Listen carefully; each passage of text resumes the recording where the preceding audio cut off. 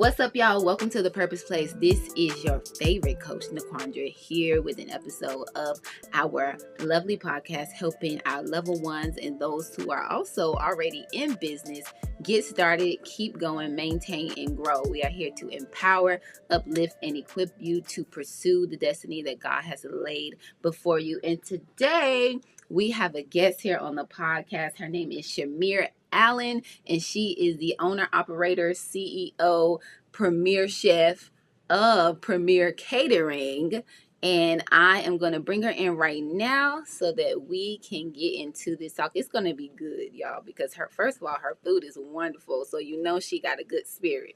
Her food be hitting every time. So me and Chimere met at a few retreats that my stepmom Sharonda puts on every year. And she did a few years ago, like midway through the year, but every time Chimere was there and her food was hitting, and she is such a sweet woman of God, and she has been in business for herself for quite a while.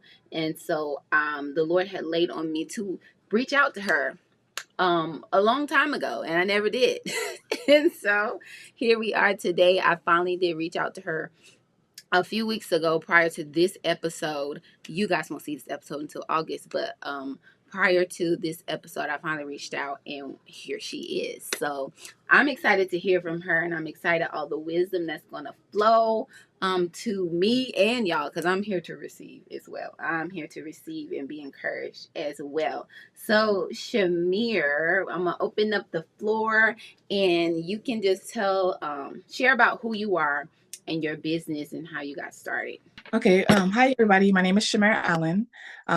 Premier Catering was founded in 2019, and it just happened to be out at an event, a local church event, and one of my church family sisters in Christ, she approached me because I had taken a hiatus actually from cooking for about I want to say 8 to 9 years, and when I stepped back into working full-time in culinary, I started posting pictures because I had creative control, and I was able to curate a menu weekly. And so I just wanted people to know I was back in my element, because I was so happy and grateful to be back in the kitchen. I generally felt lost when I wasn't cooking. So I posted, and she asked me if I was catering. And I was like, why am I not catering? At that point, I had over 20 years of experience, and although it was a thought that I had maybe 7 years prior to that conversation, it sat with me, and I literally started formulating the business. About me, I'm originally from St. Thomas, the U.S. Virgin Islands. I've been in North Carolina now for 14 years. Like I said, I have over 20 years of cooking experience, and it's a passion of mine. I love to eat as much as I love to cook. So I try to cook foods that I like and cater to my guests and ensure that, the food is memorable, and whatever I can do to make it a culinary experience is what I try my best to do. I love that. So you got started by someone saying, hey, you should try this at church. Right. That's wild. Yes, ma'am. And you took it and ran. So initially, when she said that, like, what was your, initial thought when she was like, hey, you should just try this? Well, she posed a question like, are you catering? And I was like, no, but I need to be, that's the relationship that we have. So that's what I responded back to her. And I think prior to that, I had, I would say, like, a church mother who was encouraging me to use my gift and stop sitting on it. Because I would cook for my family, my friends, cook for different events. At that time, I was cooking for my church ever so often, but I wasn't a part of the cuisine team. But I literally cooked every day. And, I would purposely plate the entree just to be able to have, food pictures. And so that's where the interest came from. And, I got together with my boss at the time, and he helped me with the food costing aspect of it, because he was from New York, is from New York originally, and was in the catering business personally himself prior to moving down here.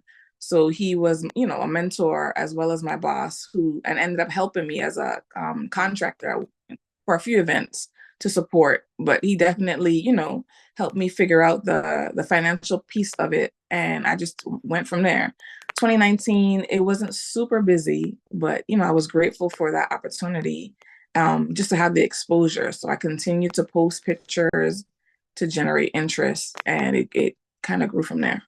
Yeah, that's good. So, and you said that you were sitting on your gifts, questioning yourself. What was the hold up there? What was that about? Fear. Like when I was younger, being a single mom, it was only my son at the time. I was newer to Wilmington, and I wasn't sure that people would receive me because Yeah. they didn't know me, they didn't know my background, and the biggest factor was financially. I was like, where's the money going to come from? I don't have money, and that would require me to not be home, or and he was really young then, so I let fear kind of stop me at that point, Hmm. from moving forward. Yeah. Yeah. I can relate. That makes sense. That makes sense because when I first branched out as a life coach, I was like, first of all, who is finna listen to this 27-year-old girl?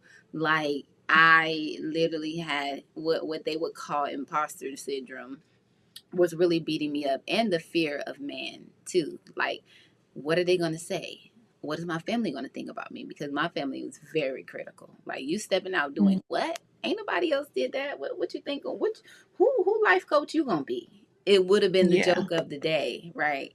And so having to overcome that was also a barrier of mine. So I can relate. But what did you do to step over that hurdle, beating down that fear? I mm, it was a little more fuel of so my grandmother passed in 2018, and she was my caretaker, my nurturer. She was all I knew. Like I have a relationship with my mom, and I do grew up around with her, but my grandmother, and my grandparents as a whole raised me from a baby up until I left for college. So when Mm, she passed, it forced me to take a look at my life and was like, what are you doing? Like, what is it that you want to do? What is it that you need to do? Because all her sacrifice and love over the years, I didn't want to disappoint her anymore. Like I was, just outside doing just about everything you could think of. And, when she passed away, it was unexpected, but it was like a slow death.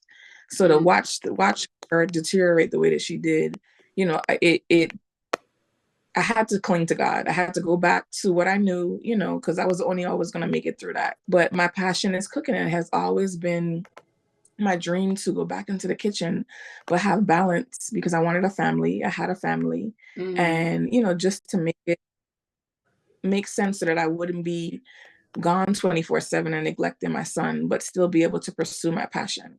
So when Yeah. I started praying, for God to open the door and help me figure it out. That's when I got the job at Canteen, and it was a Monday through Friday kitchen job, in the mornings, no weekends, no evenings, and I had never heard of that before. Like for as long as I've been in Wilmington, and at that point it was over 10 years. It Mm. felt like a gem in the rough to find this Yeah. job where there were no evenings. I was like, this has to be God. So that's what led it, and just being there because I literally wasn't even cooking at that point. I was doing everything but cooking, but I was so grateful to be back in a kitchen, anybody's kitchen, waiting Yeah. for my opportunity to do what I love. And the doors just kept opening and opening and opening. Yeah. Once I back into my rightful place. Yeah. That's what's up.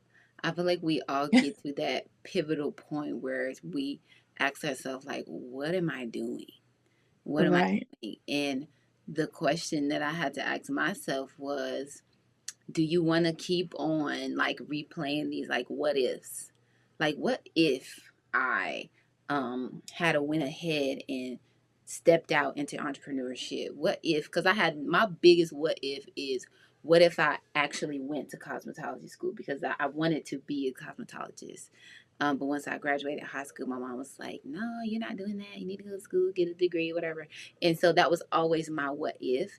And I didn't want to have any more of those. So I was like, you know what? I'm just going to do it. Like I didn't no savings plan together. Did not I wasn't even making a consistent stream of income when I decided to go into entrepreneurship full time. But I was like, I can't keep replaying this. It's either now, like I was 29, about to be 30. But I was like, I'm 29, like I'm in the perfect position to try it at least. And so that was my like, what are you doing with your life point? Like, it's like, do you want to keep replaying the same thing, or you want to pivot and see your life change? Because I'm pretty sure you've seen a transformation in your life when you stepped out on that water and was like, all right, Lord, we're going for it. Yeah. And definitely did it afraid. It was many a nights, many more, because I was wide open. Like anything that came my way, I booked it, and I double booked a few times, Mm-hmm. and or was consecutively 3 days in a row, and it's like your body can't keep up with all of this. So I literally learned, what not to do, what made sense, how to schedule things on my calendar so that I would not double book. You know what I'm saying? I try my best not to have that happen. And then it got to a place where, because COVID literally busted the doors wide open. It was a need for a personal private chef. Yeah. Everybody wanted that sense of normalcy, and I'm in Charlotte, which is right in between Wilmington and Myrtle Beach. So all the surrounding beach towns, all the tourists, everybody being locked in. And that was after the initial regulations were lifted. Then started requesting. So I had more private bookings than anything else, going into Airbnbs or beach homes and cooking for the clients there, and 3 or 4 courses. And it got to a point where it was more than what I could keep up with. So I had a few contractors come in and help. But 2020 put Premier Catering on the map. Yeah. You know what? I think the COVID bust the doors wide open for a lot of people of God, right? A lot of people were struggling, but also a lot of people were being birthed. Is that the right word? Born or birthed or whatever, Yep. in that season where everything was shut down, everything was closed, but the people of God was thriving. And I think Yeah. that is wild to hear. Wow. I had time and think about the name, my logo. Like I created a logo, and then financially with the unemployment and the stimulus checks, it was like, you have what you need right now. So are you gonna keep playing, or are you gonna Yeah. do this? And they opened up these doors after COVID. Oh, it's on. That's exactly what I said. It is on. And it took off. I was blown away. Majority of my business came from my church family members at first. My pastor literally called me and was like, "You over there cooking up, girl? What are you, why don't you start selling dinner?" It was like, he was like, if you put together a menu and figure out the logistics, I will be your number one supporter. And every Sunday after Sunday, he bought several plates for his family, for our, other church members. He let me post on his page. Like, it was a lot of love coming from my church family, and still is, but they definitely were the first supporters of my business initially. Yeah. That's good. Yeah, we're gonna ask you that. Where did the majority of your support come from? That's good. Did you have any like adversity about it from anybody? Uh, no. I made it a habit of praying about, like on the way to the events, that it would exceed the client's expectation, like, whatever interference or warfare that could possibly come my way, you settle it. Like I literally was, I felt like I was like, I won't even say floating on cloud 9, but just, like I just felt like it was me and God. He was before me and I just followed. Yeah. It was something that right with my spirit. Um I wouldn't accept the booking because I didn't want to start chasing money. So I tried to be Yes. conscious about, what I was doing and how I was doing it, not letting that creep in. Because at one point, like I said, initially I was accepting everything. And when they started catching up with me physically, I was like, okay, I got to do something different because I'm not going to last too long at this rate, you know. And then restructuring the business as I needed to because, I was afraid to give quotes. I still don't give quotes, that many quotes over the phone. I do quotes through email. That, the fear would creep up. It's like, how are you going to charge these people, XYZ per person? But after a while, like now, it doesn't bother me as much. I think it's only when it's like a larger scale. I still try to, be more reasonable, but people see the value. And so I had to recognize that and be like, if the people see the value and they paid, this once, you are worth it. Yeah. This is your gift. Yeah. Something that you're doing. This is something that you spent time, you went to culinary school, you've been in the industry for, X amount of years. This is what Mm-hmm. so go with it, Yeah. run with it. That's so good. Sorry to interrupt, but this is for the moms. Are you searching for a vibrant community to connect, share, and flourish together?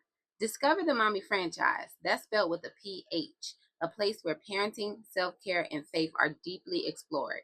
Visit www.themommyfranchise.com for more information. And we have such a hard time putting those pieces together with charging our worth, because like in the beginning I was doing everything for free. I was like, yeah, come to this, it's free, come to this, it's free. And when you do a thing for free, like with cooking, you can't do that for free. Y'all, you got to buy the food, you got to get the supplies and all of that.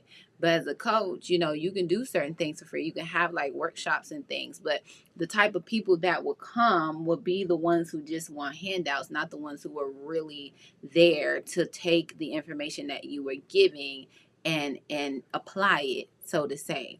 And so you can definitely tell the difference from those people who are willing to pay the value for them from those who just want something. Because I'm sure you have people that come to you and they just, oh, well, you're so and so, can you give me this? Or, well, since we're getting this and that, can you throw in this? No, you're going to pay this price. You're going to pay this price because I'm worth it. This service is worth it. Absolutely. Yeah.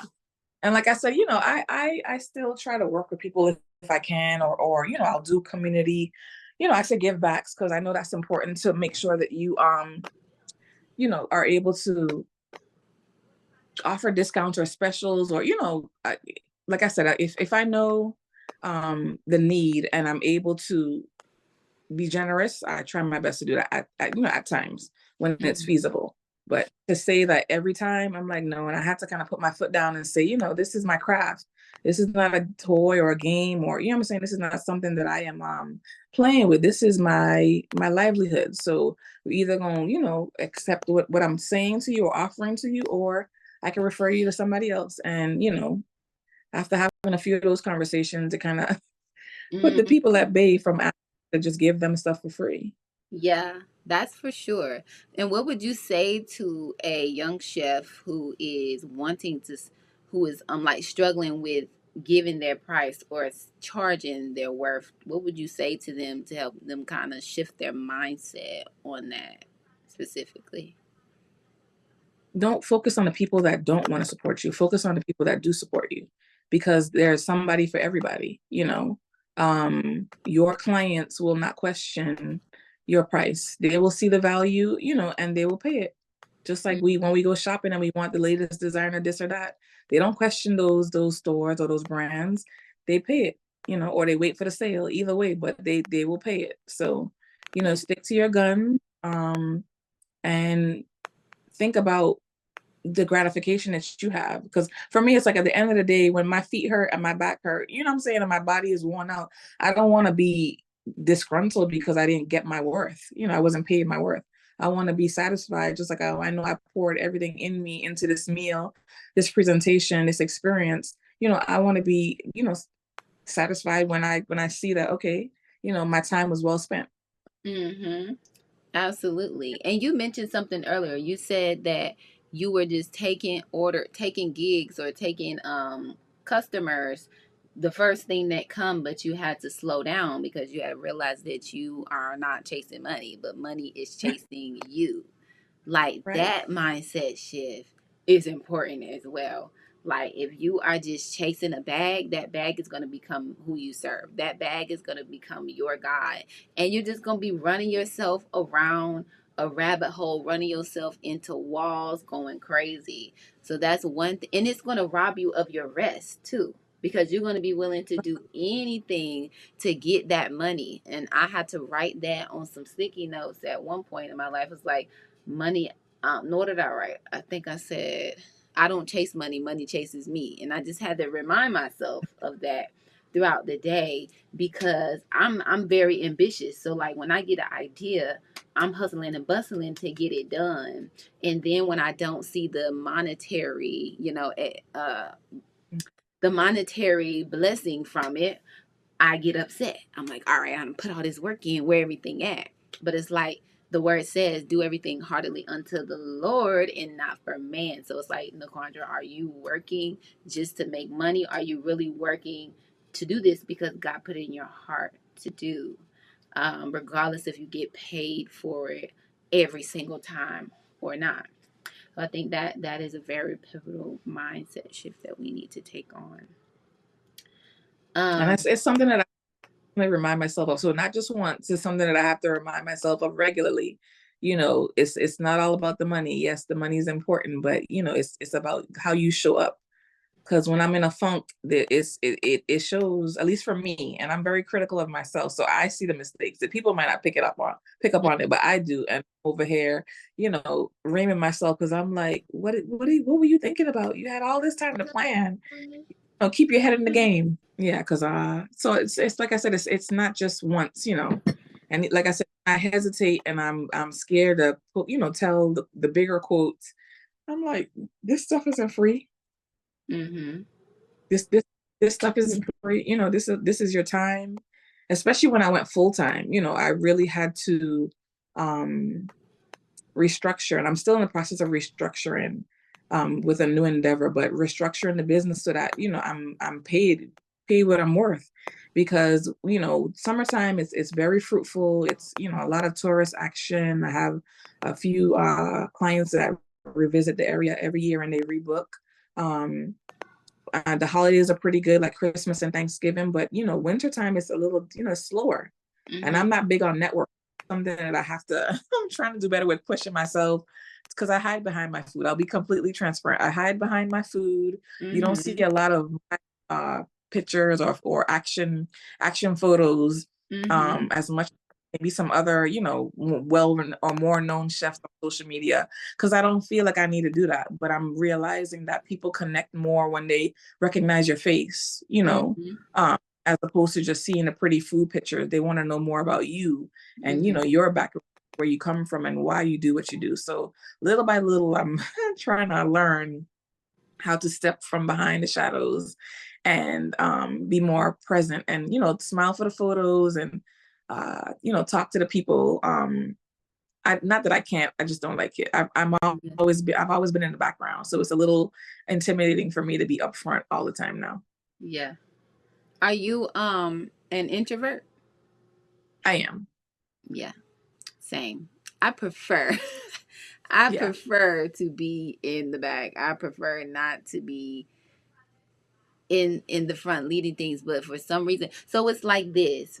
Yes, we're introverts, but we're also in our element. We're in the position where we function the best. So when you're in the kitchen, you're flowing, you're doing your thing, and you're pushing it out, presenting it, because that's your element.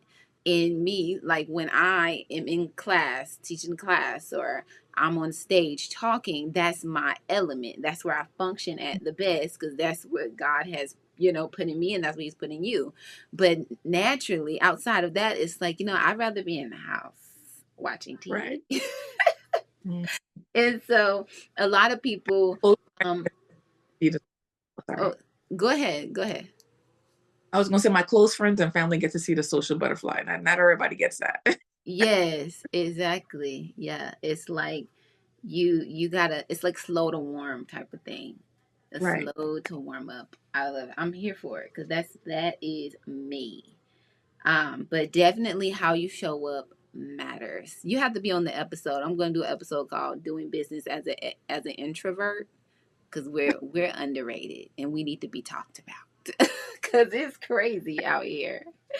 But so I do think it is important. Like how you show up matters. Like my friend Amber, she's a business coach. That's her message: is show up, show up, show up, show up. And she does things with such a spirit of excellence because she understands how you show up matter. Like you could be the bottom of the barrel, but the way you show up exceeds the multimillionaires because you do it with such a spirit of excellence. Excellent. So that matters. So what are you doing to find clientele right now? You said you have some of your regulars who come in to visit and they rebook. So that's good that you have those people coming back. That says a lot. That says a lot. Sharonda being one of them. Every time she's like, Shamire's coming? Absolutely. So what are you doing to find your clientele? So I advertise on Yelp. That's been a big help. And I make sure that my service area, extends to Myrtle Beach and all the beach towns and Wilmington and I haven't posted a lot lately, but I let people know that I do travel because I've had some out of state events. Social media, so I'm on Instagram, Facebook, and TikTok and LinkedIn. So Mm-hmm. whenever I have an event, I post food pictures there, and I'm trying to do better with posting regularly, not just waiting for events to happen to post. Mm-hmm. And then there's a site where they can filter, like if they go to the website, there's a contact capture. So they can, request a quote. And let me see, I have a blog, and I haven't been blogging as much as I used to when I first started, but I blogged maybe a couple weeks ago. And so that's a good way of just, trying to keep people interested, and I'll share different tips and recipes and, Yeah. whatever I'm thinking about at the time, I'll blog it and try to generate people coming through the pipeline of the website that way. Mm-hmm. Yes, that's good. I did not know you had a blog, but that is very helpful in you can take your blogs and change, like use AI and transfer them into like captions for your post as well. um and then you can also, like, since you don't necessarily care to be in the forefront of the videos, maybe you can, like, with your new endeavor, which I don't know the full scope of it, but I do saw that you're doing something at somewhere in Wilmington with, was it kind of like grab and go food or something for the Yeah, school? so it started off with grab and go items. I'm at Cape Fear Community North Okay. campus, um, in Castle Hayne. Initially, it was grab and go items, but now, as of June 3rd, I'm serving breakfast and lunch Monday through Friday. So now I offer a hot food, like I said, lunch specials. I have what I call premier drinks, is flavored punches, teas, and lemonades. And Mm-hmm. I'm pretty showcasing just about everything that I've had, that I've started out with, when I launched the business, as it grew, because the drink line came after. But, Yeah. I happened to make a tropical punch for one of my clients, and she was like, "Can I get the recipe, or do you bottle this?" So it was like literally people pulling stuff out of me. And it made me laugh, because this is like a fruit punch that we grew up drinking in the Caribbean. So I didn't think it was that big of a deal. And they were like, "Oh Uh-huh. my God, it's so good."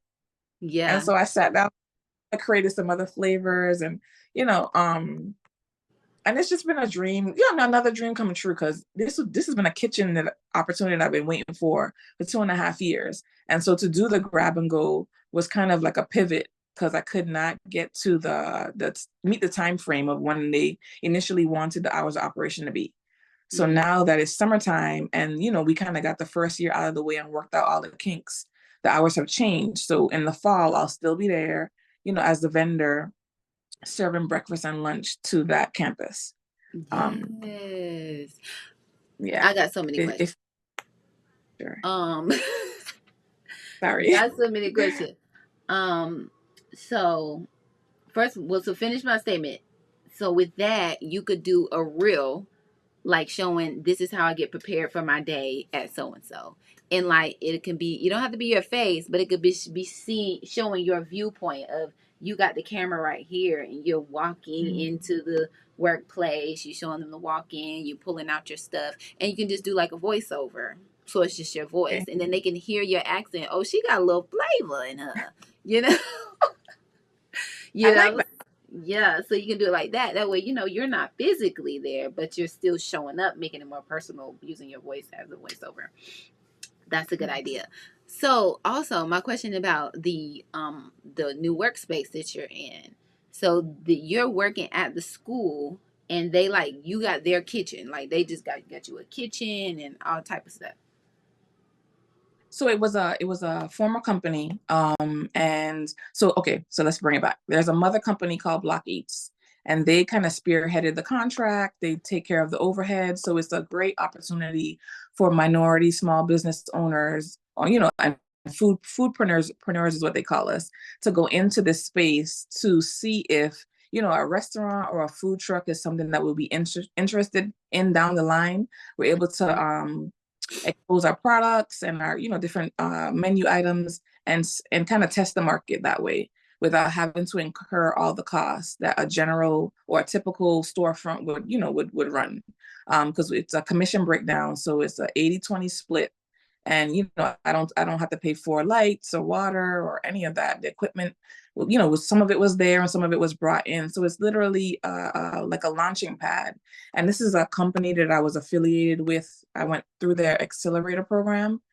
And that sector is called Genesis Block. And they are actually spearheading, helping small business owners branch off and scale in New Hanover County and Burgh, and I want to say Onslow, because they've ventured out into Jacksonville recently.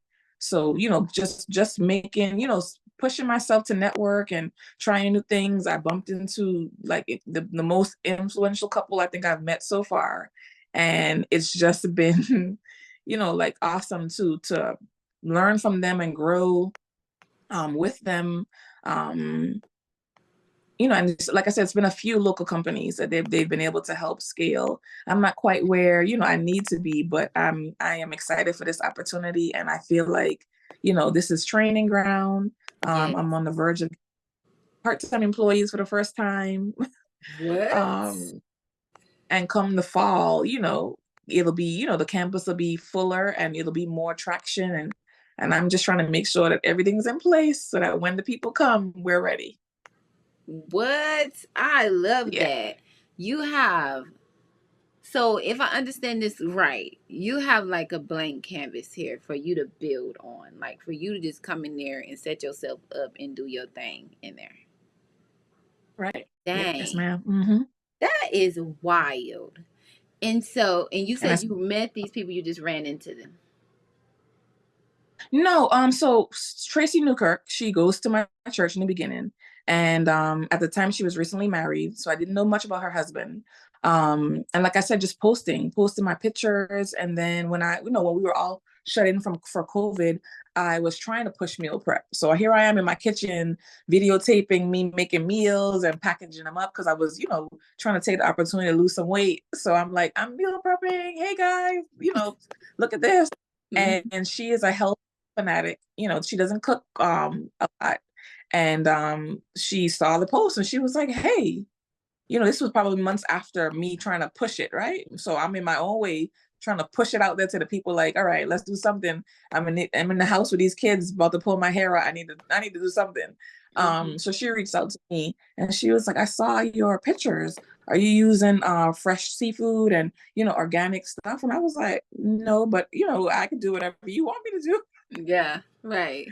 And meal prep kind of fell in my lap that way. And they were my first clients and my longest running clients. They were with me for about a year and a half. But, just with their influence, once I went to their home and prepared their meal prep, she went live, and then the floodgates opened. I had about 10 clients, come. Yeah. And see, at that point, it got a little crazy because I went back to work. So now I'm working part-time, trying to work this business full-time, meal prepping on Sundays and Mondays, delivering. I was just all over the place. Yeah. But like, it was an awesome feeling. And meal prep kind of took a nosedive, but that's something that I would like to kind of revamp once everything gets straightened out with this kitchen. I'm hoping to be able to have a pickup location as opposed to me delivering. People can come to the location, their food, and have it a little bit more streamlined. So like I said, literally learning as I tried everything, now I know kind of what not to do, and have the pricing be a little bit better, and maybe even do like a membership so that they're locked in, as opposed to and I say that because during summertime meal prep, so it fell off because people want to spend their money on traveling or whatever else, spending time with their family and stuff. And I didn't really have a great structure for it, but like I said, learning as I went helped to kind of see what, how to restructure it the next go round when I relaunch. Yeah, that's so smart. That is smart. I like that, to do the subscription just to keep it going. Yeah. Wow. Love it. This is a lot. I'm like encouraged right now because it's good to hear that. I know it was a crazy season for you, but it's good to hear that in the beginning you were like doing so many things and you were capable, skilled to do it. And now it's like as you continue to work and grow, God is refining. Hold on. God is refining your lane. Like he's showing you, like, all right, first you were like coming in hot, and he's like, all right, girl, we getting this together. And a lot of people don't get started because they got this wide range of things that they can do, and they're like, well, I don't know, I don't want to do this because I'm not sure what God is going to say, or I don't know if he wants me to do this. Girl, just get started. Just get started. Absolutely. And trust him as you go throughout lane, because I just started about doing random stuff. Like I was doing Bible study on YouTube, random, sitting on my bed, head nappy, everything random. Like during COVID, I'm doing this. Then I started going live on Facebook. Then I opened up a podcast because somebody told me, yeah, you need a podcast. Then somebody was like, oh, you need to start back up your other business, because I was doing like refurbished denim from Goodwill. So I was like, all right, I'm gonna do that. And then I shifted over to doing t-shirts because it was my ex-boyfriend. His mom was making t-shirts. Like, you need to do this too. I was like, okay, for to get my equipment. So like from there to now, I'm coming in hot. But now he's like refining my path as I trust him throughout the process. And it's not like I used to be fearful of it, of doing so many things, but it's not like God is like he's a good God. Let's say that he's a good God. So as a good God would do, he's going to direct your path. If you step off the lane, if you step on out of the yellow bounds or whatever they call it, he's going to steer you right back where you need to be. So if you make the wrong turn, you can trust that he's going to take you back to where you need to be. But if you never take the step, you won't know. You will not know. So that was encouraging to hear that. And I've never heard the term foodpreneurs, but I love that. That's that's good. And yeah, that is just the whole thing. A lot of things I can say, but I'm gonna be quiet so you can continue to pour here. This is your time. You are just shining right now. So, but before I say anything else, is there anything else you want to add to that? Just to double back on what you said, trust God, because I feel like I've moved out of place a few times in this journey, and when I surrender and I'm obedient to what He asks of me, it feels like it just comes naturally. Like I don't have to force it. I don't have to beg for it. I don't have to, because I was nervous about going into this kitchen by myself. I'm like, I knew I could do it, but it's like, do I want to? Should I? But I went, and I'm not even gonna have to pay him. It's literally a company that he is affiliated with that is gonna take care of all his needs. And he's gonna be working part-time, but and I knew that was his ram in the bush. And so for me, I was just like, stay out the way, and be quiet and listen. You don't have to go trying to fish the people. I'm just like, I'm constantly blown away because I'm like, this ain't nobody but God. This is no one. I say that because I was working part-time at a school, wasn't the best fit, but then again, that was me trying to ensure that financially I would be able to be sustained with inflation, but I don't really feel like I was supposed to be there because there was never a sense of peace. And now that I'm back, although I'm by myself in this place at the moment, I have such peace and such joy there. I can play my music all morning long. Everybody's been pleasant. Everybody's enjoying the food. The feedback has been good. And like I said, I'm happy and fulfilled, with what I'm doing every day. Yeah. And it's like it can't get better, but I believe that it will. So I'm just trying to stay prepared. That's good. Sometimes you just got to tell yourself, girl, get out the way. You're doing too much. You stressing too much. Absolutely. Shout Right. out to the Right. employees on the way. Like that is so big. That's so good. Encouraging. Y'all better get started. Get started on these businesses because all you can do is trust God. Hold up, wait a minute. Let me put some Jesus in it. Sorry, we've been talking about Jesus the whole time. Anyway, if you haven't already, make sure you're a part of Women Alike Ministry and Restoration, where we have community, accountability, and conversations. Use the link in the description to join. Bye. All you can do is trust Him. And he So, definitely aligns the people. That's not something that I'm super familiar with. So I'm learning. This is another aspect that I have to learn, mhm, make sure that I have the right paperwork as far as the tax forms and, yada, yada, yada. Because I've never been anybody's boss. I've supervised, but I've never been anybody's boss. So, I said, but I'm up for the challenge. So yeah. Yeah, you definitely be a good supervisor. You have a good heart for it. And I sense that you might be a little stern, assertive, like you don't take nothing from people. And that's required because it can be right. hard. Like when I used to be a GM at a restaurant and going through the process of that, I was friends with a lot of people. And as soon as I got promoted, those friends turned into frenemies because I had to now be stern with them. Like I had to hold them accountable. Whereas before we was all getting away with stuff. Now it's on Right. me. So we not having it. And you do give grace to people, but you got to be cautious with it because too much of it, or not too much of it, but just don't let people step over you because we have good hearts, but we Yeah. got to use wisdom when it comes to managing them and holding them accountable. But I believe you're going to thrive at it. Thank you. I definitely feel like you can't blur lines. Like I feel like I'm fair, I Mm-hmm. am clear, and because there's a time to play. The kitchen is fun. Yes. If you're about it is fun. It's a great place to be. But when it's time to buckle down and focus, because we have people waiting on us to get this food out and they expect it to be a certain way, you got to just kind of lock in and get it done. Once we Right. get it done, then we could crack jokes and play all day. But Right. the customer, yeah. That's good. Uh-huh.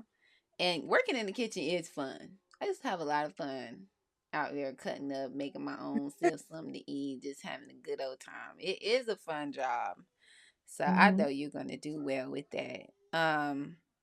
So walk us through a day in the life of getting prepared for a gig that you have, like for a person who is like, okay, I know that I can cook. I maybe they already know that they need to start their catering or food truck, or so to say. What does a day in the life look like for you?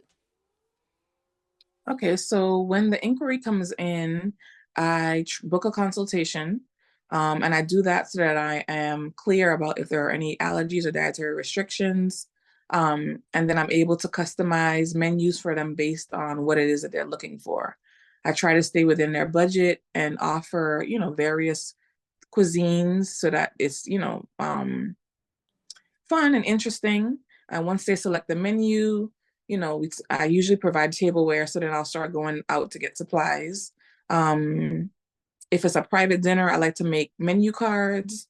So I'll sit home and do that and create it, basically. So if I said, for instance, for the bachelorette party, I'll do colors based on the theme of the wedding. I try to include their names, stuff to make it memorable. Mm-hmm. And then maybe 2 days the most, I will order or I'll go shopping. I'll go shopping to get the groceries and ensure that I have everything that I need. And then the day of the event, or maybe the night before, I load up the car with my supplies. And then when I get there, I'm prepping. Some stuff I prep ahead of time if I can. And, but I usually show up usually like 2 hours before the service time to start prepping and cooking the food. So everything is kind of coordinated in advance, and I try not to take last minute bookings if I can help it.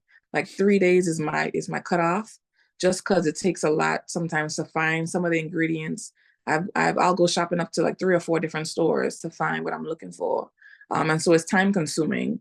So I Mm-hmm. try to, ensure that it's not something that I'm doing at the last minute, so that I am diligent in making sure I have what I need and I show up with what I said I'm going to show up with.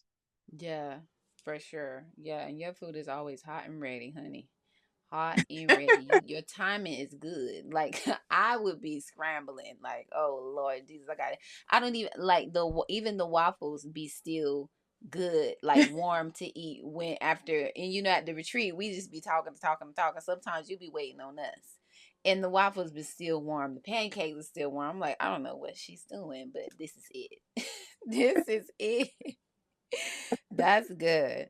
Now I'm sure that it helps that person who is thinking about getting started or has gotten started, to help them kind of refine their process, and I like adding those personal touches in there, like the cards, depending on what type of event it is, because it definitely makes the difference. Like one thing I'm learning as a service provider is to over serve. What is it? Oversell. So like, or deliver. So like when I deliver the order to them, do it over whatever my typical standard would be, just to ensure excellency and to meet their expectation, exceed their Right, expectations, for lack of right. better words. That's good. So with that being said, what are you doing now to make that process better? What are you doing to make your business better now? Um, I am currently trying to make my recipes. So food with love for me is not measuring. It's me, sprinkling till I feel like it's good. It looks good to me. I definitely taste everything before I give it to anybody, but I am really, really bad at measuring. So I have to slow myself down and measure, because my goal is to duplicate myself. And the only way I'm gonna Yeah. do that is have recipe cards, so that the Yeah. food is as possible. So in the event that I'm not there, the chicken salad still tastes the same, because they have a spec to follow. Mm-hmm. Now ask me how well that's going, because most days I'm still, running around with my head cut off trying to get it done. But I'm trying to be more intentional about measuring and remembering the measurement, so that, like I said, I can create the recipes, so my employees don't get frustrated because the boss is saying, Okay. okay, that's enough, but we don't know Mm-hmm. how much Right. salt we put to the meal. Yeah. That's good. Yeah, yeah, they definitely need a recipe to follow. That's wow, I didn't even think about that. Yeah, that is important. Well, I'm gonna be praying your strength that you get yourself together in that process Yeah. and measure Thank out you. those seasonings. That's good because we need to know how to make that mango coleslaw. It be busting. We need to know how to make that. Um, so as we wrap it up, what advice do you have for a chef who is just getting started right now? um huh. Definitely let God lead, but stay true to yourself. I think um the food that you like um needs to be showcased. And I say that because initially I wanted to do everything but Caribbean food. I was like, Mm, I don't want to be known as the Caribbean chef. I want to be able to show my range. mm-hmm. But because there isn't a abundance of Caribbean restaurants, in the area, my friends are like, why wouldn't you do Caribbean food? This is what we want. This is what we need, you know. So as I kind of structure being able to be a official caterer in New Hanover County, I'm leaning into my Caribbean roots. I'm gonna start there and go and build from there. Also, like I said, don't let fear stop you. It's called something called failing forward.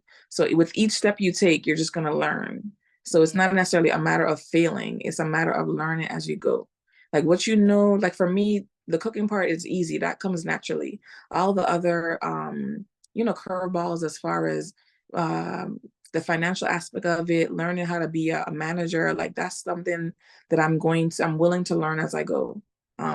I do have the skill set of being a supervisor and training people. So that part isn't foreign, but making sure that, I have their tax information correct, and, Mhm. I'm offering competitive wages, and, you know, HR, like I'm going to be doing all of that until the business grows.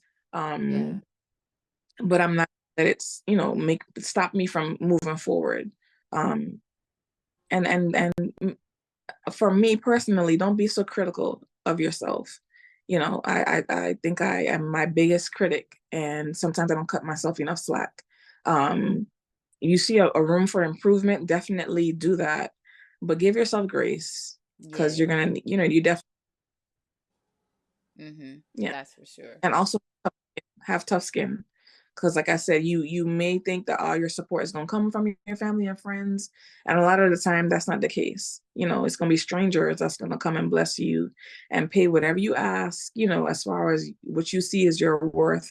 Your people are out there, so don't pay attention to who's not showing up, who's not sharing, who's not liking, who's not sharing your posts. Focus on the people that see your value, and do your best to cater to them. Yeah, absolutely. That's a good word. That is a good word. I receive it. I'm not a chef, but I receive it. Glory. Glory to God. Amen. So, the question I'm going to ask all my guests before we officially end, as we're now wrapping up stages, I want to get into client stories specifically, because I feel I see that clients can be it could be the thing that propels you, the aspect of business that propels you, or the aspect of business that causes you to be like, I'm not doing this somewhere. And it's all Mhm. rooted in that fear of man, right? The thing that makes you like, okay, I'm not doing this. There's a season in my life where every time something got hard for me, I changed or did something else. So I wasn't growing. I was just pivoting and just testing out different things. But when I officially started to embrace the challenges, that is where I started to see growth in my business. And one of those challenges were clients, were dealing with other people, and so I think it's important that we talk about that, and just give insight so people can know what to expect. Because once you know what to expect, the impact of it won't be as detrimental, if it's going to be detrimental at all. So, with that being said, tell us your best client experience since working as a chef. Like what made that experience the best of them all? And you don't have to name your clients' names or anything. I have two. So the first one, it was a group of men that come down to golf. It's a annual golf trip that the brothers, the bros come together and have. And I would say that was my best, because that was to date my biggest tip that I've ever received from a client. This man looked me in my face and said, "Is $500 enough?" And I was like, "What? Sir, are you serious?" He was like, "Yeah." And I was like, "Yeah, that's more than enough. Thank you." Right. Um, and it was also an opportunity to meet one of these Bravo celebrities. But I literally was booked back to back. So, what's her name? Well, you said no names, but it's a lady on one of the housewife shows. Her husband was in the group, and he was trying to book a private dinner with him and his wife, because she was coming into town. I Yeah. wasn't watching the time. I didn't know who I was talking to, and I wasn't able to secure the booking. And then, the next maybe a couple of months, the next season, I'm looking at him sideways. I'm like, his face is super familiar. Why do I know this man? Wow. But I name, and then I was like, oh, that's her husband. Wow. Wow. Yeah, yeah. And then my second was a beach wedding, and it was a little nerve-wracking because I had a contractor booked, and I had just came off of vacation, so I didn't have any service where I was in the Caribbean, and so we weren't able to coordinate until the day of, and that's when she let me to know that she wasn't coming, and I was like, oh, "What do you mean you're not coming? This is a party of, a wedding party of 30," and I get nervous. The only events that I get nervous about are weddings, right? Because I'm like, people are really holding this. This is special. This is memorable. I don't want to be the person that messes up anybody's wedding. So when this girl that I didn't really know told me she wasn't coming, I literally busted out crying in the car because I was like, I can't do this by myself. And I was running late, unfortunately, being lost, not really sure where I was going. But I prayed in the car, calmed myself down, and I got there and they were running late. So, I was able to get everything cooked and set up and prepared, and I'm coming in there like a bulldozer. And they were like, it's okay. We're having issues. Our people are running late. Our baby is sick. Please take your time. If there's anything that we can help you with, we're here to help you. We see you are by yourself. We're glad you showed, just really gracious and really just really empathetic and helpful. The father of the bride went to go get me some ice. Like he was helping me unload my car because there was no elevator in this beach house. So we're up and down the stairs, unloading everything under the sun. My car is packed full, and these people just they allowed me to, just center myself. And the food came out better than they expected. They had leftovers for days, and they were just really, really, really sweet. So I'm walking into a situation like I'm messing up, I'm beating myself up because I'm running late. I have no support. And they took all my cares and worries away and left the best review, that I had, one of the best reviews that I received, and reassured me that they loved the food and they were eating it for the remainder of their trip. So all my disappointments, in that particular event were washed away by the client review and, response to my performance. And so I was like, Jesus, you are the man. Right, for sure. Just swooped in with the grace like a blanket. Right. Wow, Yes. that is good. Love to hear that. Now let's flip it over to the other side. Share your worst guest or client experience and how did you handle it? Okay, so this was I want to say last year. It was a lady that found me on Yelp and I went to her home because she requested a tasting. And so I showed up, purchased the groceries. I didn't charge her for the tasting. Um, Prepared a meal for two. She had a friend of hers join her. We exchanged contact information prior to that, but I kind of laid out what would be the next steps if she booked. Um, I require that there's a deposit paid, and then a week before the event, the remainder of the money is paid, just so I am utilizing the client's, you know, um, funds for their specific event. So I'm not shopping with my business money. I'm shopping with your money. You know what I'm saying? For your service. And I reiterated this to her in person, reiterated this to her via email. And, so the day came of when the balance was due. The dates are passed. And I sent out a friendly reminder via email. And she was kind of snippy. She was like, well, that doesn't give you much incentive to show up.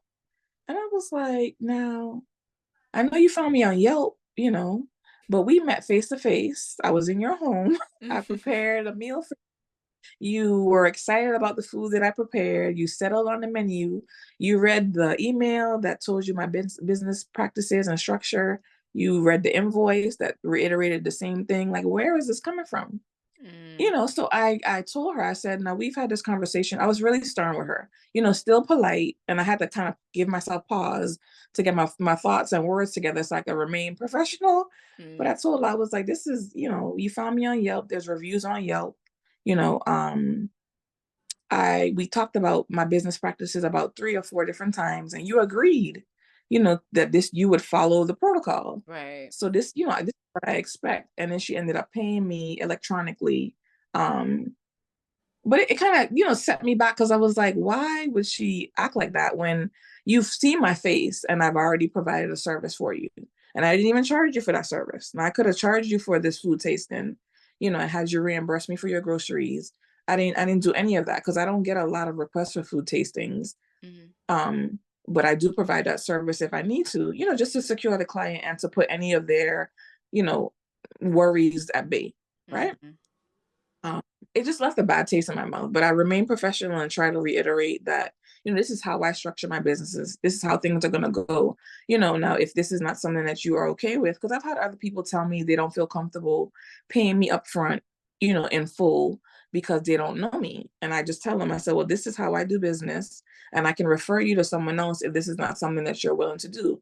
But I'm not going to change my structure, because in my mind, you're a stranger to me. I don't know you either. Yeah, I'm not going to exactly. show up to your and provide a service hoping that you're going to pay me and keep your word when it's over.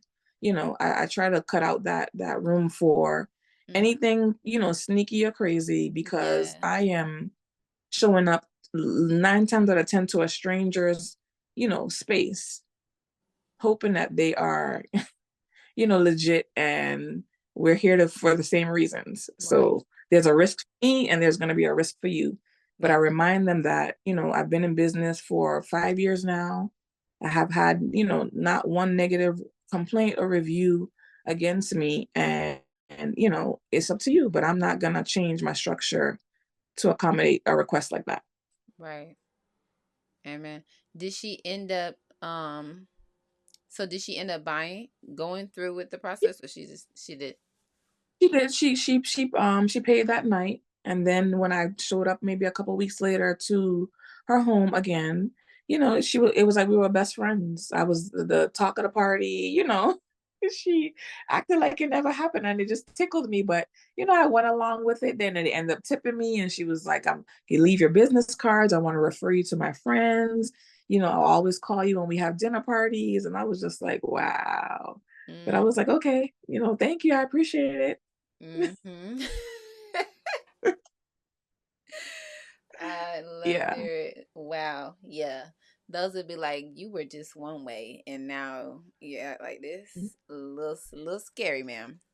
Amen. right, right. Well, it worked out for your good. It worked Yes, out for ma'am. your Yeah. good. Is there anything you would do differently in any of those events? Either the best case scenarios, the worst case scenarios, or anything you would do differently?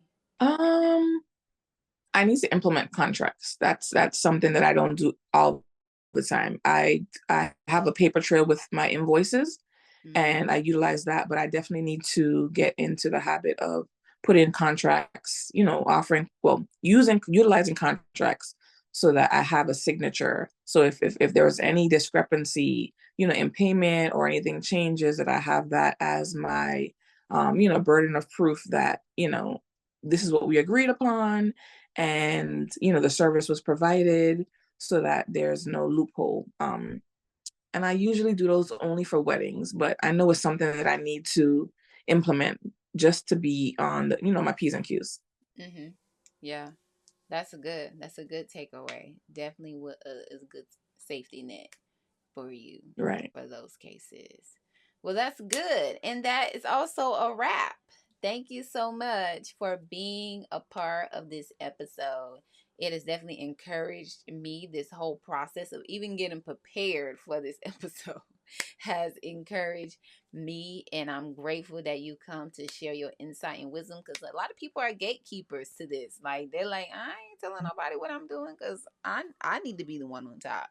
But I pray that God would continue to connect me and you with other people who are not like that, who are willing to share the wisdom and knowledge to help other people build. Like, this platform, it can be somebody's stepping stool to help them get Right. to the next.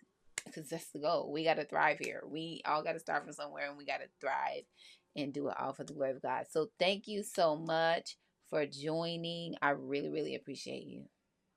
Oh, you are very welcome. Thank you. And I said I will give away a recipe in a heartbeat. I feel like, it's mine, yes, but my hope is that it'll taste better when I do it. So you'll come back anyway. But I share.